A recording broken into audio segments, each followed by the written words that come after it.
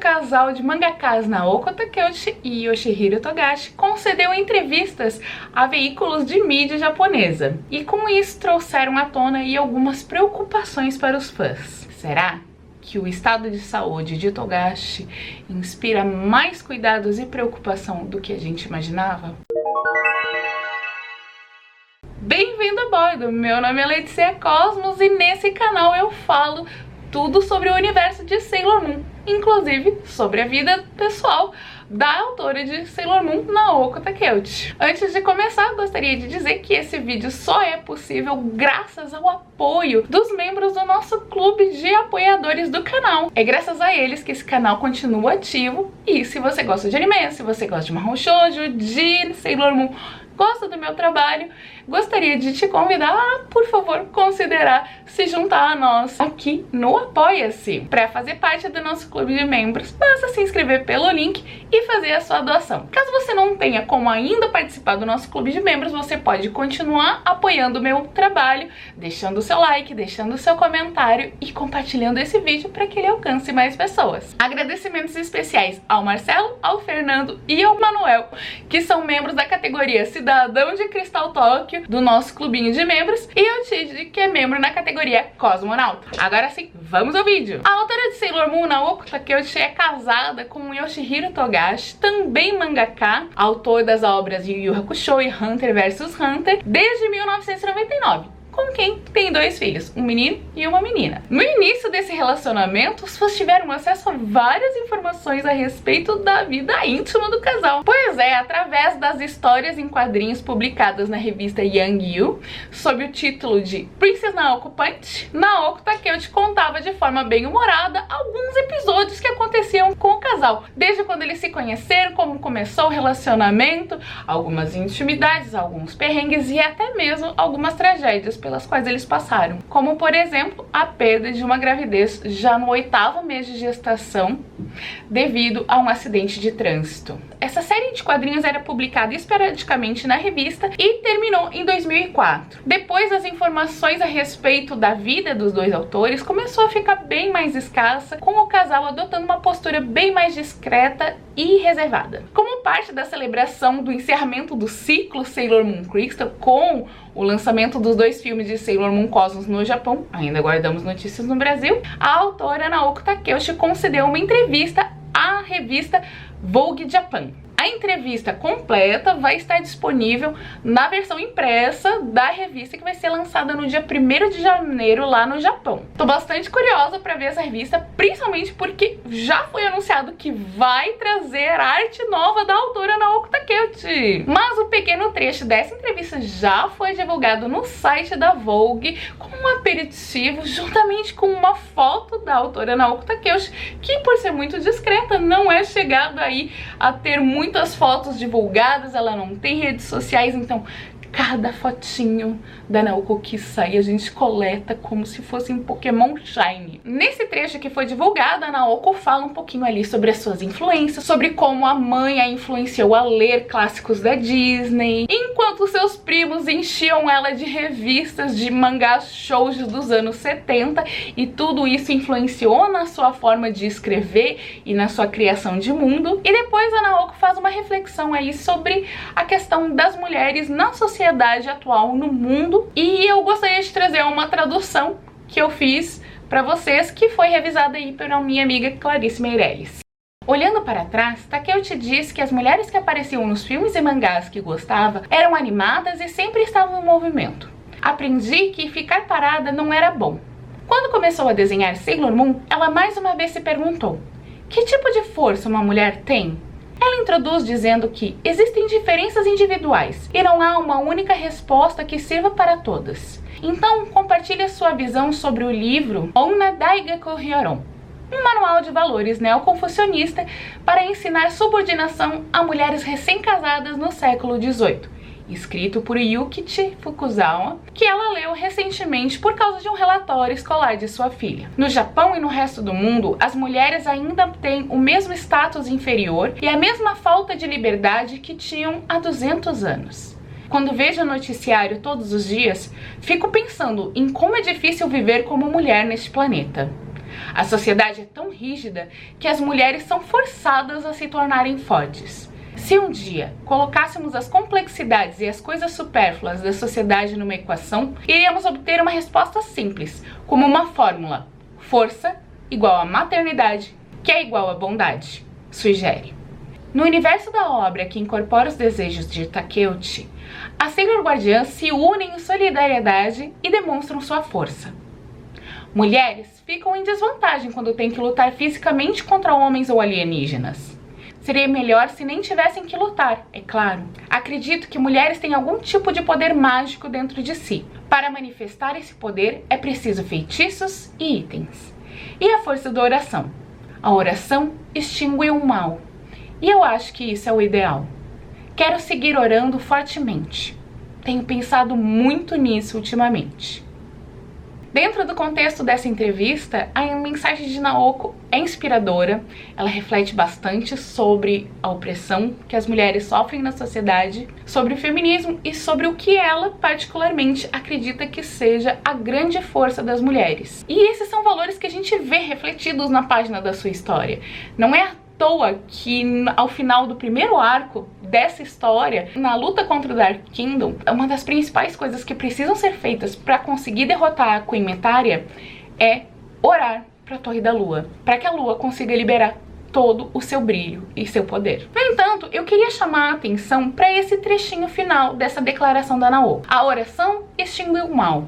Quero seguir orando fortemente. Tenho pensado muito nisso ultimamente. E fico me perguntando se essa declaração, além de uma mensagem positiva e refletir algo que ela está refletindo bastante nos últimos tempos, talvez levando em consideração a situação geopolítica atual, se talvez não tenha alguma questãozinha aí pessoal também refletida, alguma preocupação pessoal, especialmente em relação à sua vida familiar. No mesmo dia da publicação desse trecho da entrevista no site da Vogue Japan, foi ao ar a segunda parte do programa Iwakura Yoshizumi Show, onde o seu marido Yoshihiro Togashi respondeu através de carta, uma lista de perguntas feitas pela idol Yumiko Seiki, que é grande fã do Yoshihiro Togashi, grande fã de Hunter x Hunter e de quem ele também é fã. Entre essas perguntas, uma chamou muita atenção de todo o fandom de Hunter x Hunter e de animes em geral no mundo. Yumiko perguntou se o autor já havia planejado alguma coisa para o final de Hunter vs Hunter, obra que Togashi começou a publicar em 1998, que até hoje não foi concluída por causa dos problemas de saúde. Yoshihiro Togashi já declarou para o público que possui um problema muito grave nas costas, principalmente na sua lombar, que o impede de trabalhar não apenas por algumas horas durante o dia, mas às vezes durante vários e vários dias, por meses. Togashi respondeu que preparou 3 encerramentos para a série.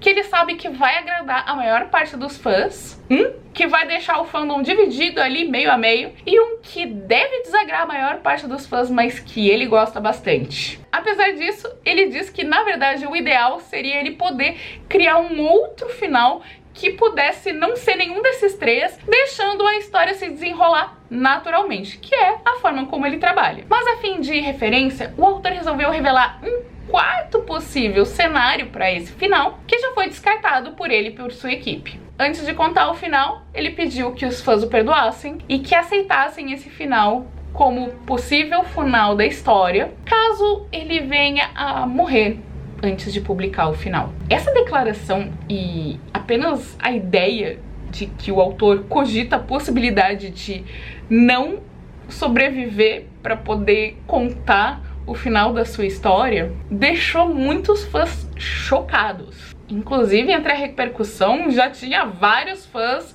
cogitando a possibilidade de que ele estivesse com alguma outra doença grave, além das dores nas costas, que fosse realmente muito preocupante. Vendo esse fatalismo dos fãs e vendo que a Naoko falou que ultimamente ela anda refletindo muito sobre questão de oração e o poder da oração de destruir o mal e, no final das contas, acabar curando todas as coisas, curando o mundo, eu fiquei desconfiada e resolvi ir atrás do programa para ver realmente se isso era mesmo muito sério ou se por um acaso alguma coisa não teria sido perdida aí na tradução. Então eu fui conferir o programa em si. E aí, assistindo os programas, eu acabei ficando com mais dúvidas. Repara na reação do apresentador e dos participantes do programa quando o apresentador lê essa frase a respeito de o Togashi talvez não sobreviver para poder contar o seu final. 参考までに3つの候補から漏れた D パターンを開示しておきますので、未完のまま私が死んだらこれが結末だったということでご容赦いただけますと幸いです。やばい。ということで、ここからですね、おそらくどこのメディアにも出ていない候補から漏れた D パターンの結末を書いてくださってます。やばい、それは。それを僕が今から読み上げます。先生、森本には荷が重いです。Você percebeu que é tudo levado de maneira muito leve e que tem até uma piadinha do apresentador no final? Esse apresentador principal ali, ele é um comediante e é claro que, vendo uma mensagem séria, ele iria tentar deixar o mood menos pesado, né? Mas ainda assim, eu acho que é uma coisa séria, né, que pra você ficar fazendo piadinha. Então eu resolvi consultar alguns amigos meus que são fluentes em japonês pra tirar essa dúvida, porque meu japonês dá pro gasto, mas não é confiável a esse nível. E também consultei um fã americano que faz traduções de coisas do japonês para inglês, baseados no trabalho do Togashi, que é especialista aí na obra dele. Então, muito obrigada, Laura, Kaori e Mori Yu Hakusho Forever por me ajudarem nessa missão. Todos eles confirmaram que sim, a frase em questão que o Togashi escreveu na sua carta foi escrita em tom sério e bastante formal, mas o especialista em Togashi disse que eu estava certa em desconfiar, porque afinal de contas o Togashi, ele é conhecido por ter um humor meio mórbido, por ter um humor bem autodepreciativo. Tanto é que o autor já chegou a contar numa carta publicada ano passado, em julho, alguns detalhes bem explícitos da sua situação. Olha só, nessa carta o autor se desenha como um cachorro deitado, fala que essa é a única posição onde ele consegue ficar desenhando e escrevendo. Ele fala também que está contratando mais staffs para a equipe de Hunter x Hunter, e ele conta que ele passou 2 anos sem conseguir sentar, nem para fazer o número 2, sabe? E que essa situação tornava a vida dele bastante difícil e levando muito mais tempo do que o normal para fazer qualquer coisa simples. Porque depois de fazer suas necessidades, por exemplo, ele sempre tinha que tomar um banho, né? Porque tinha que fazer de pé. Complicado, né? O autor já esteve internado no hospital diversas vezes, de tanta dor na sua coluna. E esse problema, por mais que seja investigado, por mais que seja tratado, não consegue uma cura definitiva. O que acontece é que o autor tem períodos de melhora, de alívio das suas dores, que é quando ele consegue voltar ativa e consegue voltar a trabalhar e escrever e publicar, e os períodos onde as dores voltam de forma às vezes bastante forte, tendo que interromper o trabalho durante meses. Em janeiro de 2023, no início deste ano, Togashi teve que de novo fazer uma pausa por causa da sua saúde, e a gente sabe que ele estava fazendo um tratamento de quiropraxista, inclusive consultando com um dos quiropratas mais famosos, que trata aí muita gente famosa no Japão, graças a uma foto que o quiroprata publicou em suas redes sociais, mas que não está mais disponível na conta da clínica por algum motivo que não sabemos o porquê, mas o print é eterno. E no videozinho que foi publicado nos stories a gente consegue ver, inclusive, a pontinha do óculos do Togashi. Embora a gente não consiga ver na foto o rosto do autor pra ter uma pequena noção de se ele tá bem ou não, sabe? Se ele tá sorrindo, se ele tá com cara de dor, se ele tá com cara de quem tá sofrendo muito, ou se tá num momento de alívio de dor. Talvez seja meio precipitado cogitar que o Togashi esteja com alguma outra condição de saúde tão doente a ponto de estar quase indo de arrasta pra cima, como alguns fãs chegaram a cogitar, sabe? Conversando com o Mori Yu Hakusho Forever, ele cogita que possivelmente o autor fez essa declaração, em primeiro lugar, por consideração a Yomiko, de quem ele também é fã, e depois por saber que essas longas pausas não vão ir embora, que elas vão continuar acontecendo na sua vida. Ainda falta muita coisa pra desenrolar na história de Hunter vs Hunter. O autor já disse que ele tem muita coisa planejada, que são histórias que ele realmente quer contar para os fãs. E a gente sente que ele quer contar isso pessoalmente. E eu acho que não seria justo a gente exigir que ele passasse isso para as mãos de outra pessoa, sabe? É o trabalho da vida do cara, ele já dedicou tantos anos, ele se dedicou mesmo estando com dor, às vezes. Então eu acho que ele quer muito fazer isso pessoalmente, transmitir a mensagem dele diretamente e não através de outras pessoas. Atualmente Togashi já está com 57 anos. Ele não é velho, mas ele sabe que com o passar do tempo a tendência é que essas pausas e essas dores talvez se intensifiquem até mais, o que pode dificultar todo esse processo de produzir a história e estender ainda mais o tempo necessário para concluir essa obra. E considerando o que aconteceu com o autor de Berserk, Kentaro Miura, que faleceu aos 54 anos, deixando a sua obra inacabada, talvez o Togashi não queira deixar os seus fãs, os fãs de Hunter vs Hunter, sem saber nenhum dos rumos que a história poderia tomar caso ele pessoalmente conseguisse terminar a sua história.